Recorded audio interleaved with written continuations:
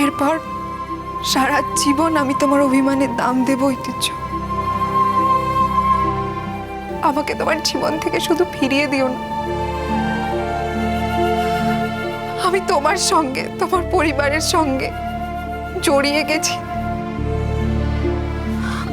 আমাকে ফিরিয়ে দিও না ঐতিহ্য। আমি তোমার পায়ে ধরে ক্ষমা চাইছি, আমাকে ফিরিয়ে দিও। দিদি কি হচ্ছে নাকি? ওঠো, আমাকে ফিরিয়ে দিও।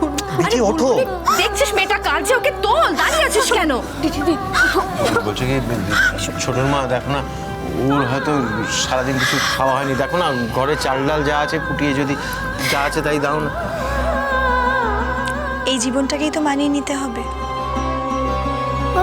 কেন? এ বাড়িতে তো সোনালির আসার কথা ছিল। সে আসবে না? সেই তো আসবে।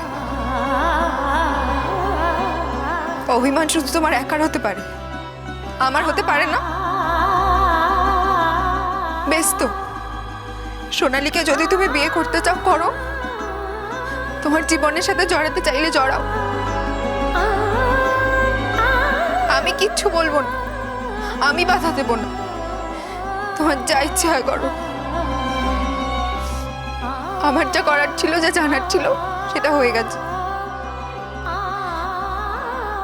স্যার ওর কাছ থেকে ছবিগুলো নিয়ে নিন। বাহ, দারুণ স্বার্থপর মেয়ে তো তুমি। চিরকাল তুমি এইরকমই স্বার্থপর থাকবে? হ্যাঁ, আমি স্বার্থপর। আমি তো স্বার্থপর। আমার মতো বেশি দোষী, আমার মতো বেশি পাপী তো আর কেউ নেই। সব দোষ আমার। আর তোমাদেরকেও বলছি, আমার চেম্বারে তোমরা হেল্প করো বা না করো, আমার চেম্বার মাধবপুরে থাকবে। তোমাদের বাড়িতে আসার অনুমতি থাক বা না থাক, আমি মাধবপুর থেকে চেম্বার ওঠাচ্ছি না। আমি আসবো। আমার চেম্বারে আসা তো আর কেউ আটকাতে পারবে না। আমিও দেখবো দিদি, তুমি আমাদের বাড়িতে না এসে কিভাবে চেম্বার করো।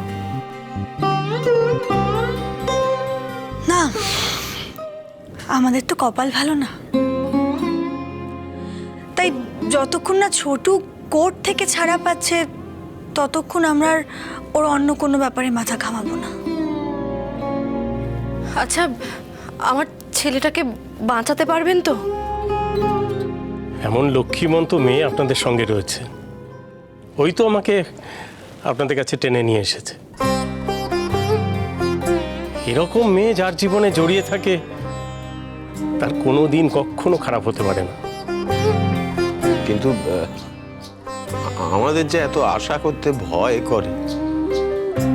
দিঠি দূর আকাশের তারা বাবা, সেই আলো দূর থেকে দেখাই ভালো।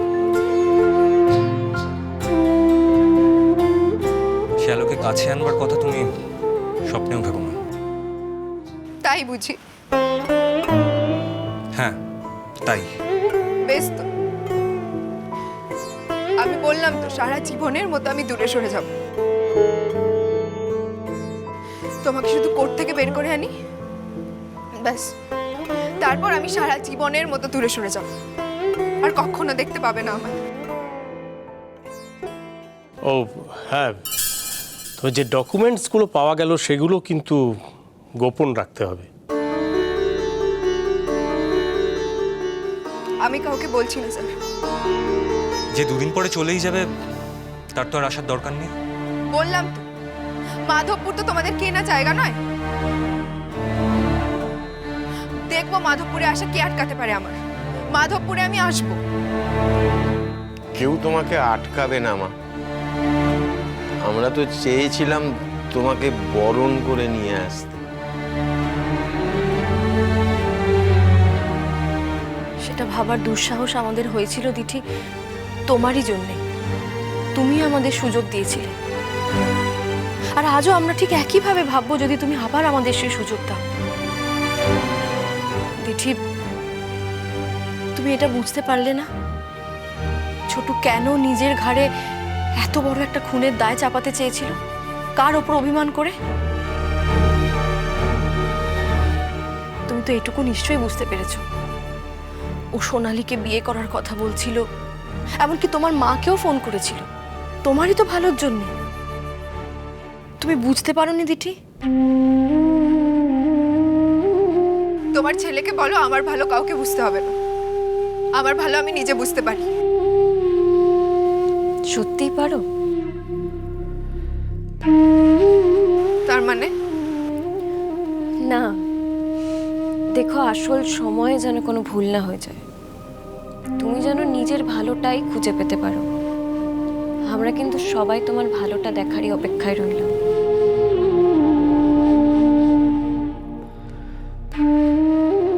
কাঁদে না মা, কাঁদে না। এখন কি কান্নাকাটি করার সময়? তোমরা আমাকে খুব কষ্ট দিয়েছো। তুমিও আমাদের খুব কষ্ট দিয়েছো দিঠি। আর সব থেকে বেশি কষ্ট দিয়েছো তুমি আমার ছোটুকে। কি জানি, হয়তো কষ্ট দিয়েছিলে বলেই ছোটু তোমার মাকে বাঁচিয়ে ফিরিয়ে আনতে পেরেছে। দিঠি, আশা করি এই ঋণটা কোনোদিনও ভুলে যাবে না তোমার পরিবারের লোকজন। আমার পরিবারের কথা আমি বলতে পারি না, আমার যে ভুল হবে না সেটা আমি 1000বার বলতে পারি। আমি কোনো কৃতজ্ঞতা চাই না। ওকে বলে দাও আমার কারুর কাছে কোনো কৃতজ্ঞতার প্রয়োজন নেই। আমি শুধু ভালোবাসা চেয়েছিলাম।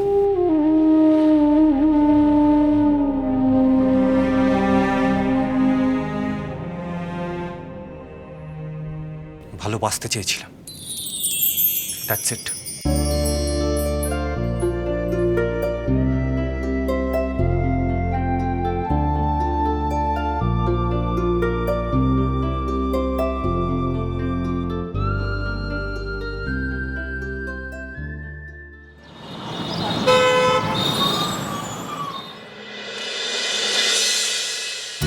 তাড়াতাড়ি করতে হবে, শুভ সময়টা পেরিয়ে যাচ্ছে। কিন্তু মিঠুদি, কি হলো? আরে নিয়ে এসো নিয়ে এসো। আসছি আসছি। অঙ্কিতা, এই যে আমি নিয়ে এসে চলে এসেছি। হ্যাঁ এই তো এখানে রাখো রাখো, কোথায় কোথায়? এখানে রাখো। আচ্ছা শাকটা কোথায়? এই যে বৌমা, এই তো শাক, এই তো শাক। মা শাকটা আপনি বাজাতে পারবেন তো? হ্যাঁ, হ্যাঁ, বাজাতে ঠিক আছে, তাহলে আপনি আসল বাজান। লোক কোথায় তাকেই তো দেখতে পাচ্ছি না। আমার নাতি মহাশয় কোথায়? ও ডিঙ্কা, ডিঙ্কা, ডিঙ্কা, এই তো এসে গেছে, আয়। কি গো, তোমরা সবাই রেডি তো? মা, আমার কিন্তু খুব খিদে পেয়েছে। এই যে শাক।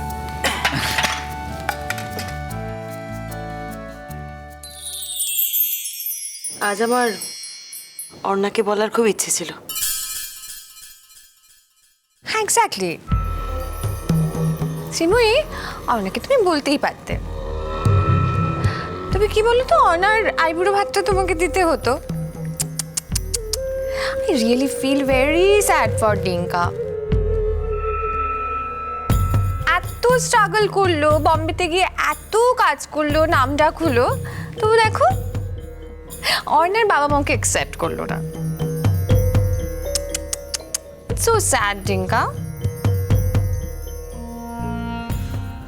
দিঠির সঙ্গে কোনো কথা হয়েছে? তো কাল রাতে বাড়িই ফিরল না। ফোন করে জানিয়ে দিল আসতে পারছে না। মেয়েটা যে কি করতে চাইছে না আমি কিছু বুঝতে পারছি না। এই বাড়িতে থেকে ও যা খুশি করার অধিকার কি করে পাচ্ছে আমি তো বুঝতে পারছি না। আজ বাড়ি ফিরলে ওকে বলে দেবে পরিষ্কার করে বৌমা। এই বাড়িতে থেকে অনেকেই তো যা খুশি করার অধিকার পেয়েছে বাবা। যাকে সেসব নিয়ে আলোচনা করে লাভ নেই। তবে দিঠি এ বাড়িতে থেকে যা খুশি তাই করতে পারবে না। ও একবার বাড়িতে আসুক, আমি ওকে বলবো এভাবে সংসারে থাকা যায় না। ও যা খুশি তাই করতে পারে না। এই স্বেচ্ছাচারিতা করাটাকে যদি ও নিজের জীবন বলে মনে করে, তাহলে যেন ও নিজের জীবন নিজেই বুঝে নেয়।